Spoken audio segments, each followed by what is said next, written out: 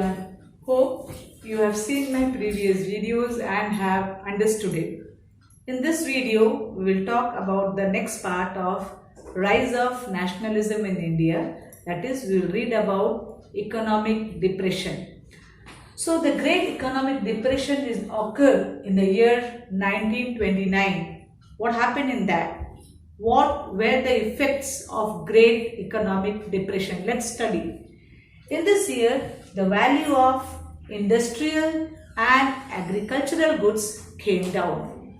As a result, poverty increased by 1930 due to high taxes. Until civil disobedience movement, the citizens of the country did not obey the laws and policies which were framed by the government. So, before this movement, Mahatma Gandhi wrote a letter to whom? To Lord Irwin. Who was Lord Irwin? He is the Viceroy of British government, putting forward his 11 demands. So, let us read some of the demands which Mahatma Gandhi put forward. The first one was abolition of salt tax. Second is to reduce the land revenue. But Irwin stated these demands were unrealistic.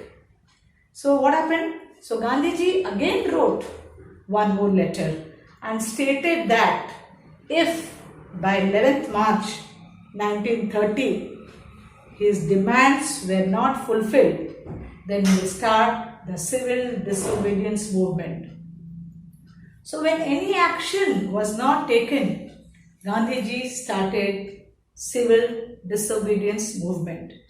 So to unite the whole nation, he chose salt as a symbol. Why did he choose salt? Because it is a thing which everyone, हर कोई use करते हैं, चाहे वो rich or whether one is poor. But for using those things, salt, which is a common thing, they had to pay taxes on those days. So Gandhiji, now the government had framed a rule that no one can manufacture salt privately. So Gandhiji started Dandi March, and first he had 78 volunteers with him. He started from where? Sabarmati Ashram, and he reached Dandi, which was around 400 kilometers, and in this way he spread his ideas. So this movement became very powerful, and this movement became very powerful, and salt was manufactured illegally on a large scale, and people stopped paying tax for the salt. As a result, the colonial government, the British government, started arresting all the political leaders.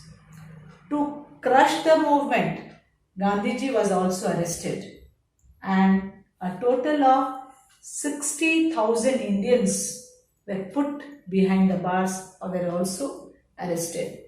So after some time, an agreement was signed between whom? Between Gandhiji and Lord Irwin, and this act was called as Gandhi-Irwin Pact. So under this pact, let us study what was it written or what was the agreement.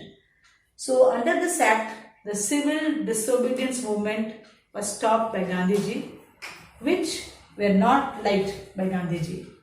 But he agreed to it because all prisoners then were to be returned or released who were jailed. So Gandhiji had to agree, because so many people were put behind the bars. So they made an agreement, if you withdraw this movement, then we can release the persons who were jailed. So Gandhiji insisted for second roundtable conference.